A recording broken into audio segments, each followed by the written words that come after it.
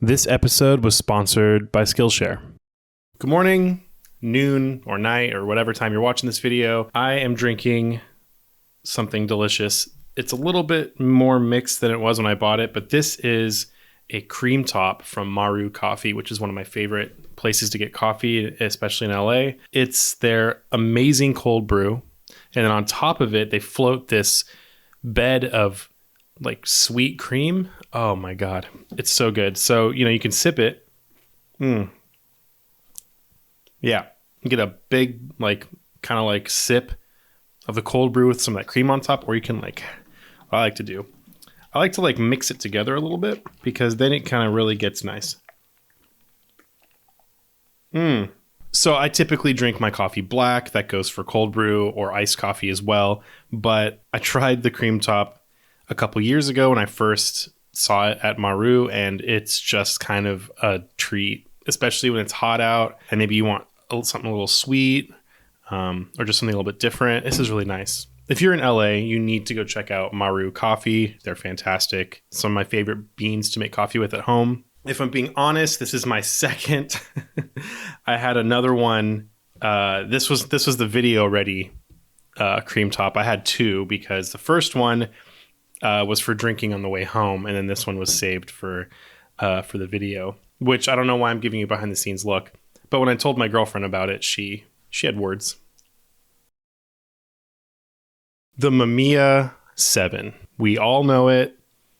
There are plenty of YouTubers who use it, swear by it. By all accounts, it's like the best medium format travel camera that is out there. And, you have to look far and wide to find any negative, press or negative opinions about it.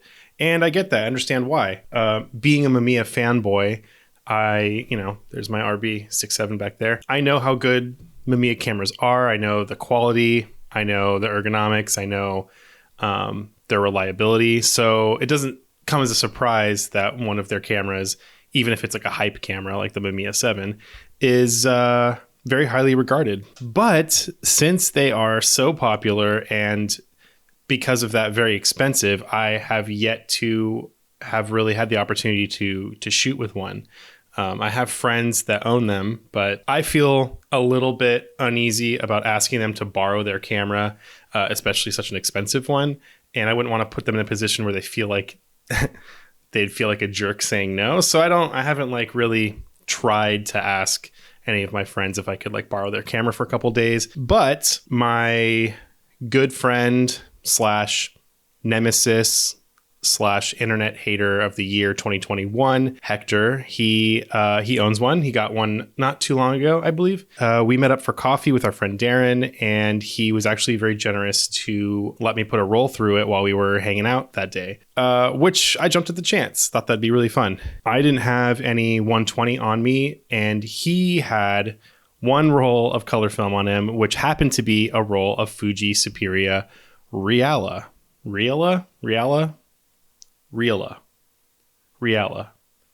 I don't know how to say it properly, but whatever. You know what I'm talking about.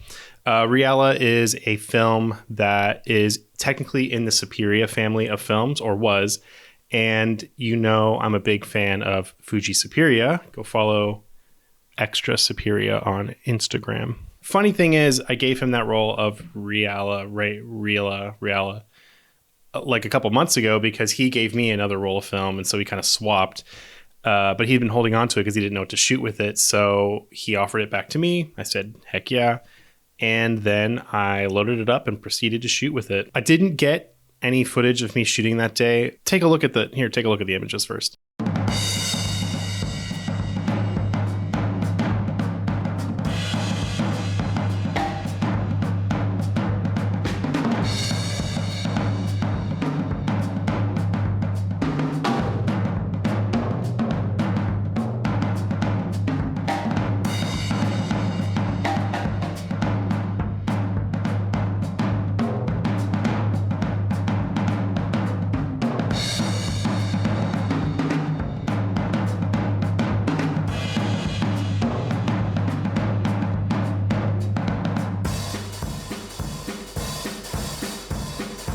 So you'll notice from these images that there is a dark strip on the edge of most of them and kind of what looks like the outline of bubbles, because that's exactly what that is. For some reason, when I developed this film, I had no idea that the developer was low. And by that, what I mean is when you use a Patterson tank, you have to fill the tank up all the way, well, at least to the point where it covers all of the film that's in it, because you need to make sure it's always submerged or it's going to get uneven development, which is what happened here. I don't know how the levels got low, but I must have like spilled some, or I don't know, something happened. But the developer didn't cover the entirety of the 120 film that was in the tank. And so the top of the film that you see, whatever you see is darker on that dark strip, that was above the line for the developer. And because of the agitation, there were some bubbles that were made. So the bubbles left outlines in the emulsion, which I think is kind of funny. So yeah, make sure when you're developing at home that you have enough chemistry to cover the film that's in your Patterson tank, or you're going to have issues like this. I'm a little bit bummed because there are some photos in here that I really liked that I wish didn't have that, but it's okay. Things happen, mistakes will happen, and you learn from them. And I learned a very good lesson. But beyond that, I think that this film looks really cool. I really like this photo I took of the Lee's Liquor Mart. You might recognize this location from a William Verbeek video. I can't remember which video, but he took some photographs of this location at some point. And while we were walking around, we stumbled across it, and I was not going to miss an opportunity to, snipe a Verbeek banger. But I really like the colors. I think that it's a little bit muted. It kind of reminds me of Portra pushed a little bit. Or overexposed, I mean.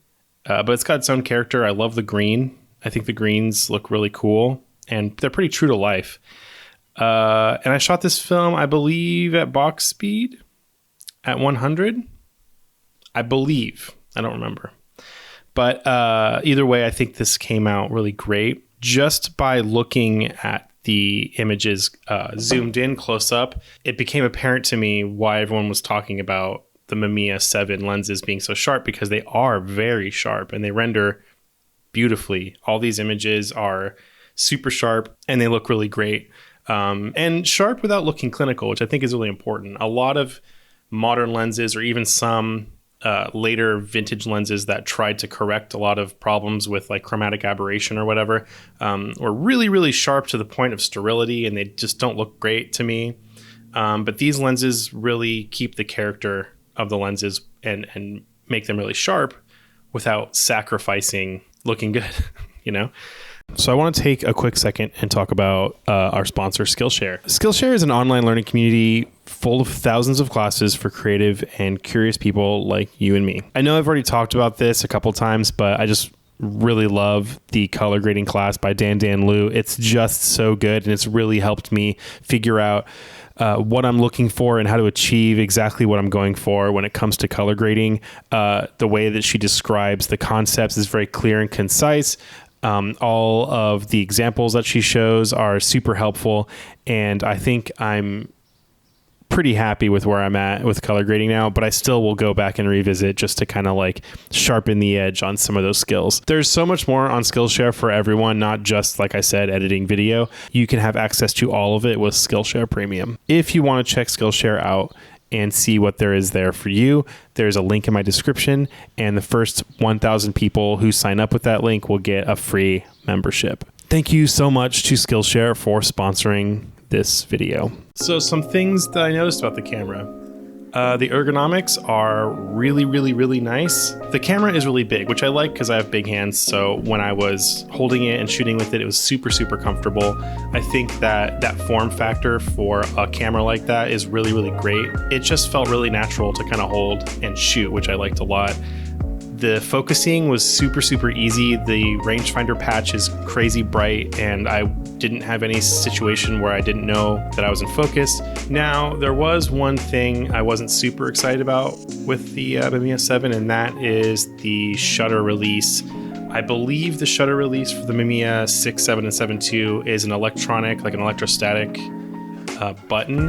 And what that means is that when you press it, you're actually activating an electronic switch that uses electricity to, you know, fire the shutter, which is fine. There's nothing wrong with that. But a lot of switches that use that style of switching tend to be very sensitive, and that's definitely the case with the Mamiya 7. I'd be half pressing to get a meter reading and it would just go off. Yeah, I mean, I think with practice I would be fine. I think if I just used it more, it'd be easy to deal with and I wouldn't have to worry about it too much. But when first going at it, it was definitely difficult to maintain the discipline to not push it all the way. The similar problem I have with the Olympus XA, it also has an electrostatic shutter button and it's notoriously sensitive, so if you even touch it with it open, it's gonna go off. It doesn't take any pressure at all. Also, being an electronic actuated button, there's no place to screw in a shutter release or a standard type of shutter release into the shutter button, but they do provide a port on the side for I don't know if it's a standard or if it's a proprietary shutter release, but I don't know. I just thought that was a little bit not ideal. Did it take away from the shooting experience? A little bit. I was a little bit worried about hitting the shutter too easily, but like I said, I think with practice you could like learn the camera and that's not such a problem anymore. So because these images weren't developed great, I wanted a second crack at shooting that camera just to see how the images would come out if I were to not have any issues with development and just run a roll through it and see what I got. Hector was kind enough to bring his Mamiya 7 this past weekend to a gallery opening we had for our friend Waldo. I decided to put a roll of Lomo 400 through it just to get some shots at the gallery, get some portraits of some friends, and really kind of get a little bit more of a feel for the camera. So yeah, when I got to the gallery, Hector handed me his camera and I loaded it up with the Lomo 400. You know what? Let's go to the tape. So this is the Lomo.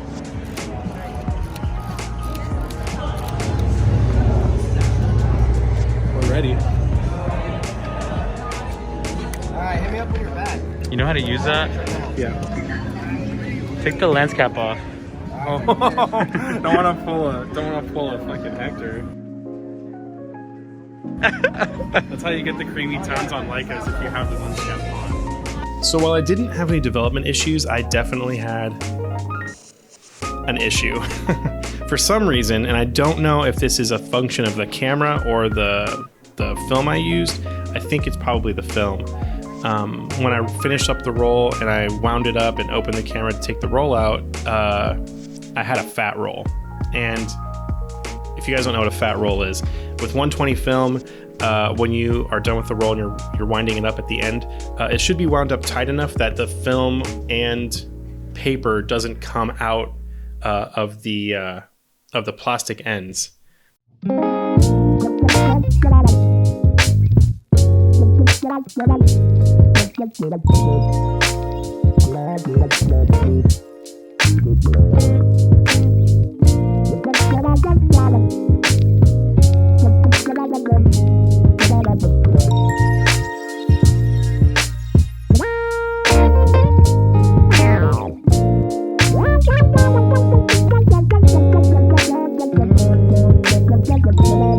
So having shot only two rolls through the Mamiya 7, both having had issues, do I think the Mamiya 7 is as good as people say it is?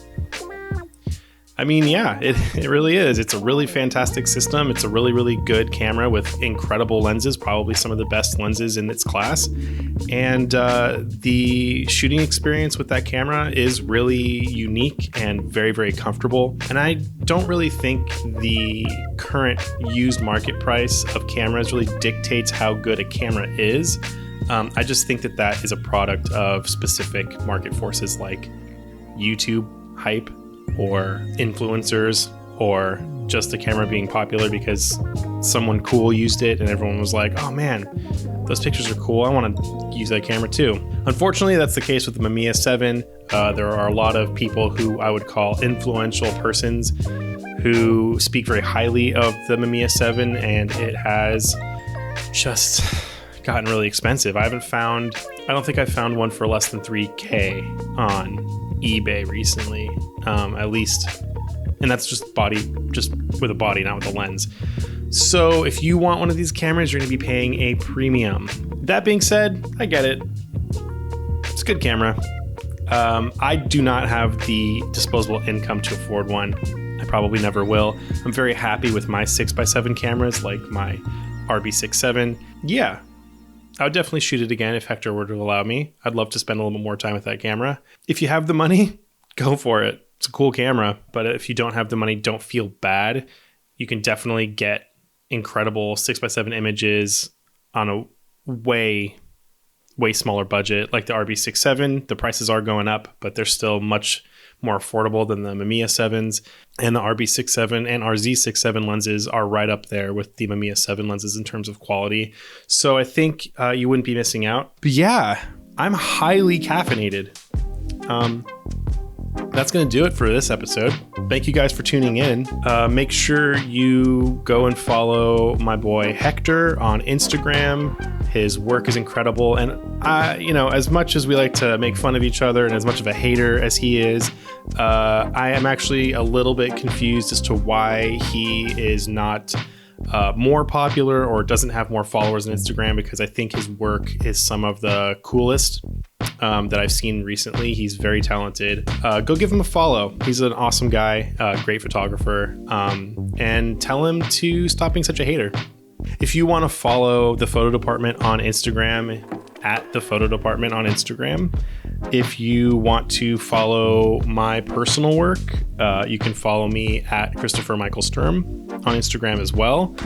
Make sure you go check out the Spooky Park Bench podcast. Me and my friend Mike Sim have a podcast where we talk about photography and everything kind of adjacent. We just put out a new episode this past Monday, past. And we talk about controversial topics such as eating raw pork, NFTs, and working as an assistant when you're an established photographer. It's a pretty good episode. We're going to have part 2 of our Alistair Ann interview 2 weeks from now, so you should check that out as well. Yeah. Also, don't forget, I'm giving away this camera. This right here, this Olympus XA, is going to someone who is winning a contest. As soon as I hit 10K, I'm dropping a video with the contest, and you can win this camera. So make sure you're subscribed and your notification bell is dinged, so when that video comes out, you can jump on it and have a chance to win that camera. Oh, it's hot. It's very hot. I'm getting sweaty. So thank you guys for watching. I appreciate you. Yeah. Love you. See ya.